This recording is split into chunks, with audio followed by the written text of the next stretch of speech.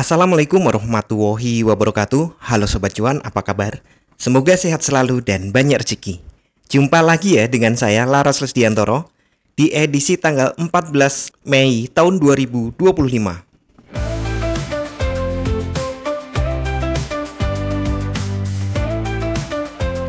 Ya, 2 hari saya libur.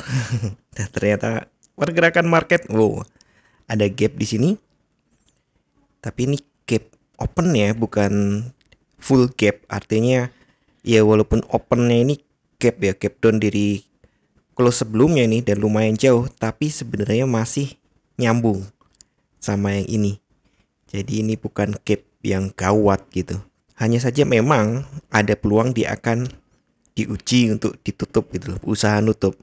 Nah, kita lihat perjalanan berikutnya ini. Kalau dilihat di sini nih, ini belum benar-benar membentuk pola bearish. Ada high, ada low.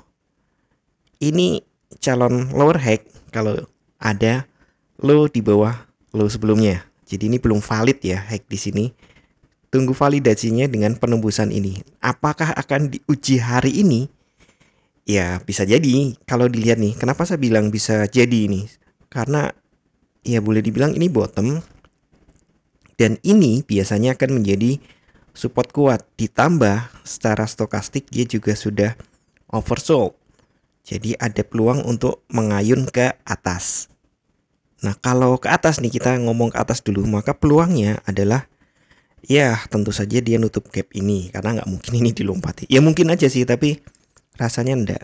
Kemudian berarti targetnya di sini ya, kita tahu ya sebelumnya sudah saya sampaikan bahwa ini adalah zona supply, di mana nih ketika ada buyer nih membawa masuk harga ke sini, otomatis ditampol turun dan nampolnya keras banget sampai ke bawah. Nah, di bawah ini juga ada zona demand.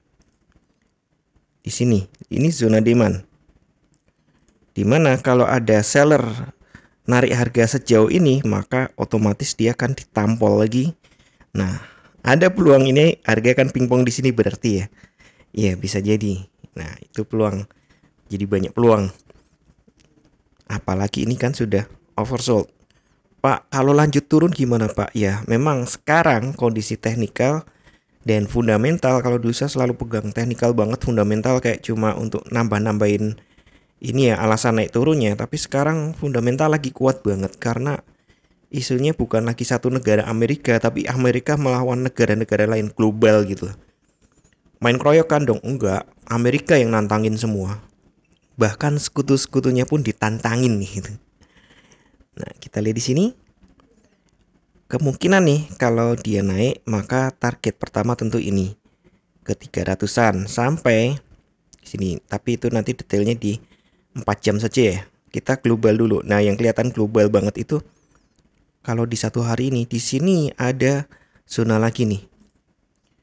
High di sini nggak nyambung sama low di sini. Nah, ini imbalance. Biasanya imbalance itu ditutup. Ya, ini sudah 1 bulan nggak ditutup. Sebelumnya juga ada imbalance lain di sini, di mana low di sini nggak nyambung sama high di sini. Itu imbalance, ketidakseimbangan. Namanya ketidakseimbangan tentu akan diseimbangkan. Nah, ini peluang turunnya. Maksimal turun ya, tentu saja ini prediksi ya. Prediksi saya ini di sini ada lagi zona demand. Jadi kalau dia turun, saya pikir dia jangka menengahnya ya, middle ya. Itu ke sini. Kejarannya ke sini dulu. Ke 3000 lagi. Bisa jadi. Nah, ini peluang-peluangnya dulu ya. Arahan-arahan harganya dulu. Oke, lalu kita persempit ke 4 jam. Nah, ini 4 jam. Sepertinya nih, ya, sepertinya market akan terjebak di sini. Jadi inset bar yang ini ya. Ya, naik-naik sedikit di sini. Mungkin kita akan menemui set W dulu ini. Sepertinya kalau dari 4 jam. Jadi kalau dari 4 jam,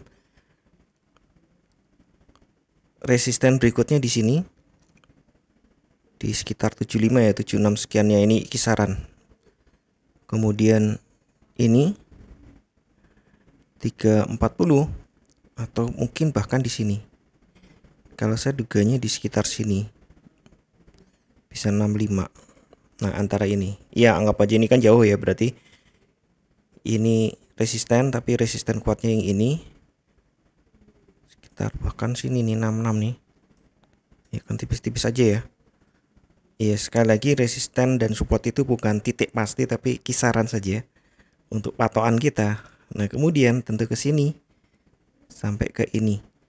Iya, berarti area naiknya sudah terjejak ya di kisaran itu ya. Sedangkan area turunnya sudah ketahuannya di satu harian tadi. Oke, untuk zona-zona bawahnya di 200 ada dulu di sini ya, sebentar di 35 200, kemudian ke 70 3000. Oke, kisarannya seperti itu. Ini mungkin akan diambil dulu. Ya, hari ini sih sepertinya mau nguji bawah lagi sih menurut saya. Menguji bawah lagi, tapi jangan terlalu dipegang gitu, dalam artian market bisa berubah sewaktu-waktu hari ini. Ini mulai melengkung. Jadi saya pikir hari ini market dua arah lagi. Support resistennya sudah dapat ya, dari 1 jam lebih kelihatan lagi. Ini resisten, ini support. Kalau intraday di sini ya. 27, 25 lah. Karena ini kan belum sampai ujung, ya kan? 25, kemudian atasnya di sekitar 65. Nah, perkiraan saya seperti itu. Ini yang awal ya. Ini baru yang saya buat baru $40, dan sekarang $40 itu kayaknya enteng aja. Nah, berikutnya jaring-jaringnya sudah saya buat. Oke, sekali lagi kemungkinan market masih dua arah. Mungkin pagi beda dengan sore, sore beda dengan malam, malam beda dengan dini hari gitu, pagi.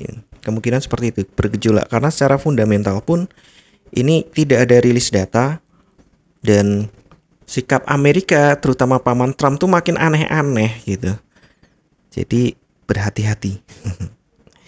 Seperti biasa, saya ingatkan kembali, tidak ada satupun analisa market yang 100% benar. Anda tetap harus bijak dalam bertransaksi, atur volume transaksi Anda agar sesuai dengan kekuatan dana Anda, dan siapkan money management agar jika ternyata harga bergerak tidak sesuai dengan prediksi atau posisi terbuka Anda, maka Anda bisa segera melakukan antisipasi secara cepat dan tepat.